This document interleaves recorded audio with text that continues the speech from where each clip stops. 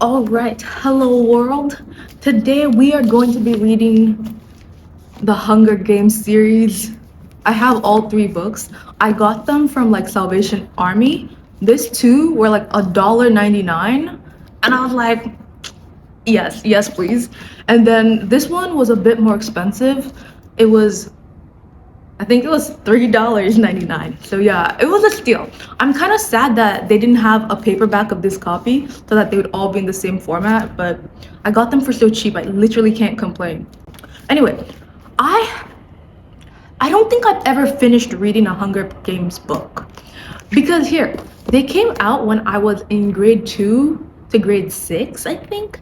And I tried watching it because I have a lot of older siblings that liked it, but it was too graphic for me. I don't know why. And then like some people would die in like really violent, really graphic ways. So I would be like covering my eyes, cowering. Like I couldn't watch the movie.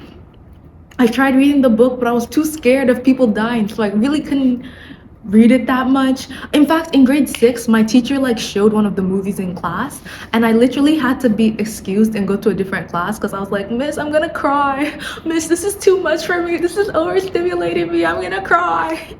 So, like, now that I'm at the ripe old age of 21, I think I'm grown enough.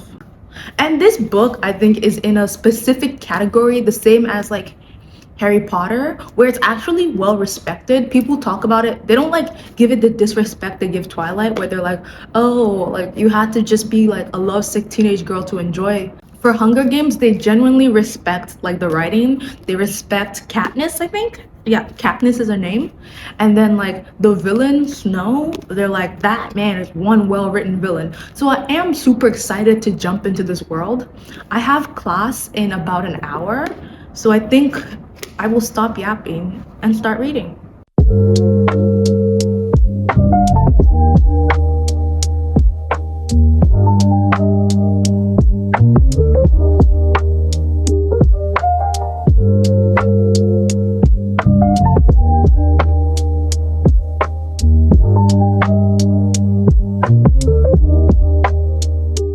Okay, why am I about to cry? Like, okay, I know the plot of the Hunger Games, right? I know Katniss volunteers as tribute for her sister Primrose, but why am I still so tense? Tell me why I'm shaking. Like every time they talk about the Hunger Games, I'm only on page 21 by the way. Every time they talk about the Hunger Games, I get so tense. I'm literally shaking. Like they just called Prim's name, and I'm about to cry. I'm like, no, no, you can't choose a 12-year-old. Like, why am I still shaking?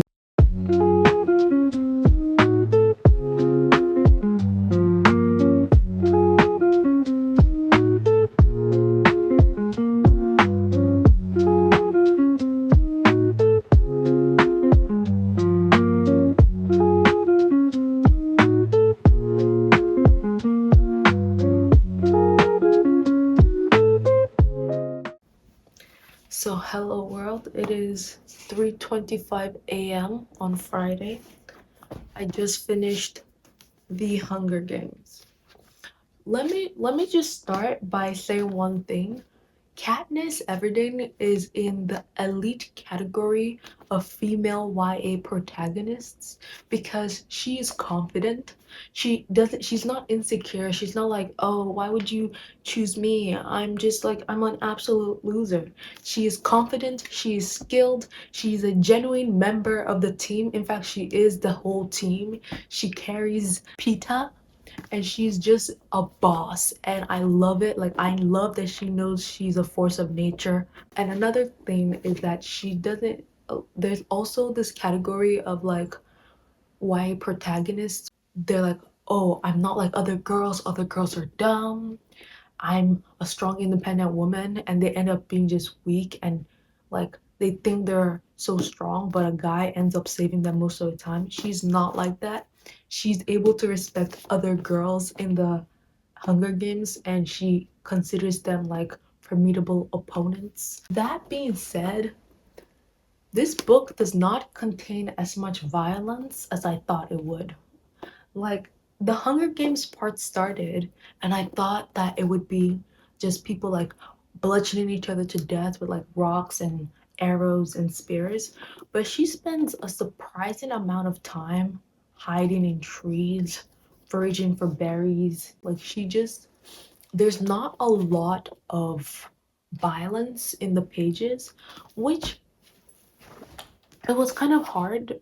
I will say that Susan Collins' writing is interesting. So even when she's foraging and hiding and going through like all the day-to-day things in the games, it's still interesting, but there gets to a point where you're like, I was promised um action, and this book just, it didn't have that much action.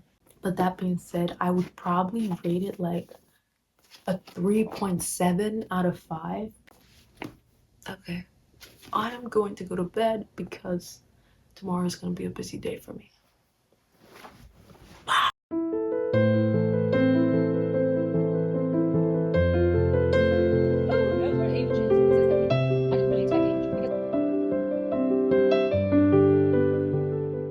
Hello world, it is the next day. Well, no, it's still the same day. It's Friday, but I slept and woke up.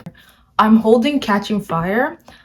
I have actually started reading this, but not the book, the audiobook. So the thing is, like, today is a busy day for me because I have a party later in the day, and I'm trying to see if I can learn how to like lay my edges as well as like clean the rest of my room. So I can't sit down to read. That's why I've been listening to the book. I already started. It's good. One thing like I really appreciate is that Katniss appreciates the power of fashion. Like she doesn't think, oh, this is so dumb, and she doesn't think that her stylists are dumb or that fashion is pointless. She understands it as a medium of defiance and of rebellion. And I just love that so much because she's not like saying like, oh, I hate how I have to wear pretty dresses and stuff like that. Like she actually understands the value of the dresses and like how they're being used as a form of revolution. And I love that little touch.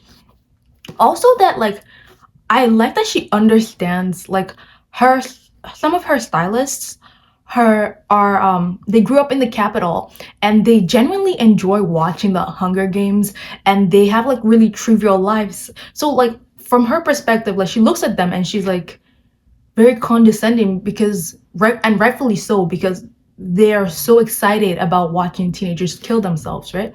But I love that she has like also the clarity of mind to realize that it's also a perspective thing, right? Like they grew up in the capital, they grew up with this being normalized, right? And she even says like, if I were in their shoes, maybe I would have that same reaction, right? Maybe I would also enjoy watching the Hunger Games. Because I think giving her that mindset, it just kind of makes you understand that Katniss is not a one-dimensional character. Like she genuinely can think about other people's perspectives and what shapes them, and that makes her like a stronger, I think, a stronger intellectual and a greater force for change. So I really appreciated that.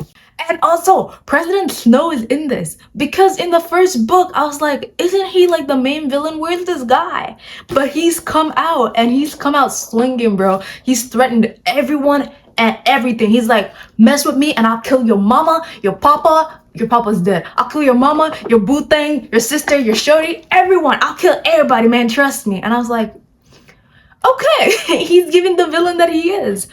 I'm excited to see him do his villainous stuff so I can really be like, I hate that dude. I don't know why. I'm excited. I'm excited. I'm gonna go try to lay my edges.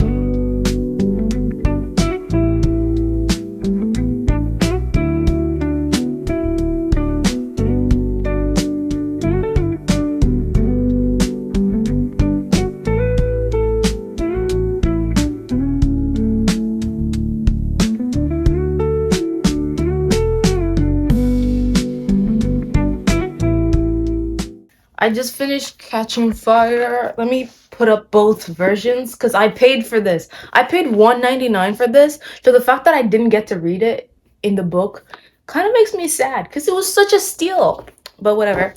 I finished the audiobook. I did not listen to anything at the party. which I don't even know why I thought I would listen to an audiobook at a party. Like, it was a club, we were throwing it back. Now, this book, Catching Fire, is a banger.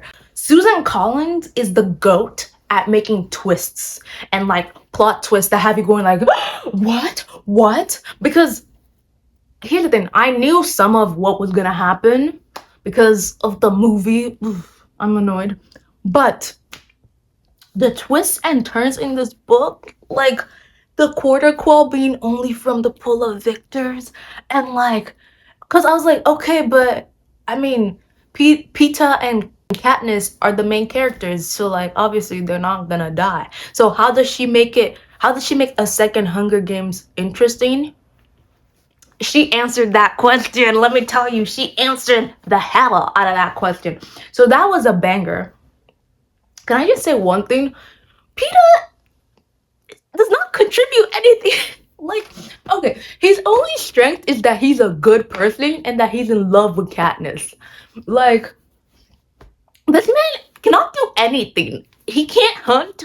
He's not very strong at things. Like, literally, he's literally like dead weight for Katniss. And even when Finnick gets on the team, Finnick has to carry Peeta. And I'm like, my guy, he's so lucky that he's a good person. Now, here's my thing. I understand why he's not like a cold-blooded like killer and he's not great at killing. He's literally just a teenager that was a baker and someone said you have to go kill random people.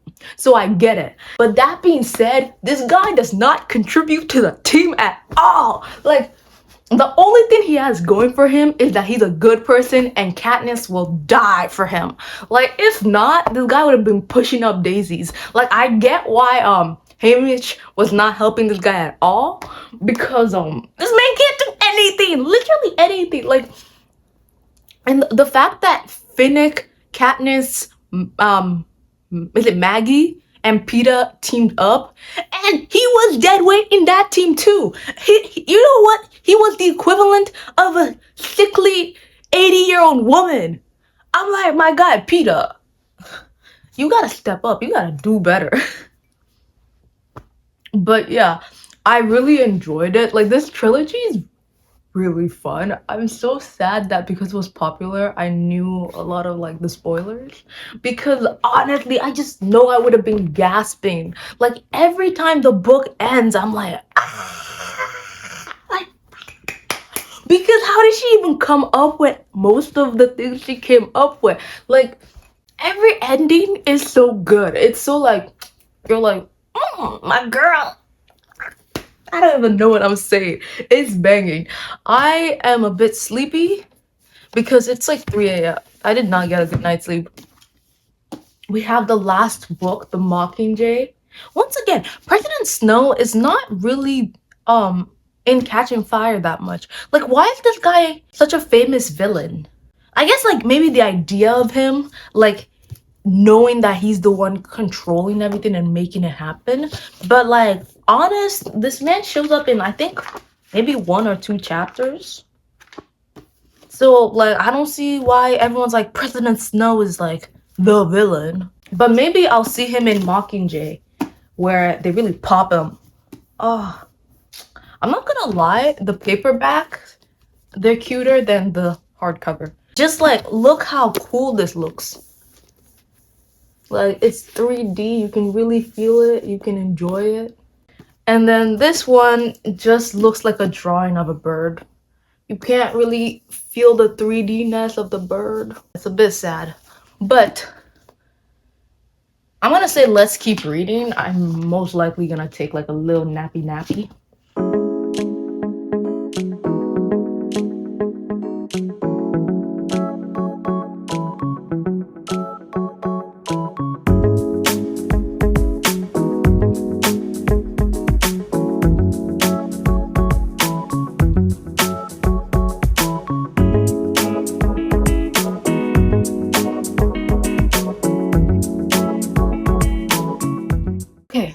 So, I have just finished Mockingjay, the last book in the trilogy. This book should be called The Obituaries because everyone is dead. Like, as the book kept progressing, it dawned on me that like there was literally nobody left. Like at some point I was like, even if they win this war, like who do they go back to? Like where do they go back to? So let me just summarize what's happening in this book. This is the last book. The revolution is on. The districts are waging war against the capital. It felt like this book was meant to show like the futility of war, because like the casualties, it was just unimaginable. Like the amount of places that were decimated, the amount of lives lost. And like, you know how in books random people die, it's always like the cops or just crowds or just like people in the background. But for this book it was like everybody, anybody that you even remotely cared about, anybody that could have had even like one sliver of emotion towards them, they kept dying. Like they were dropping like flies, to the point where I was like, I don't think there's anybody left alive that I care about. Like it was, well, obviously there's still some people alive, but like for me it showed that the rebels weren't fighting for themselves anymore. They were fighting so that their children will be free. They were fighting so that like the next generation would not have to go through what they went through, because like everything they themselves, like the generation that's fighting the war, endured, you know that it's not possible for them to walk away and say like, oh yes, I was a victor, not after everything they've lost. All of them will be forever traumatized by this, and you're just like,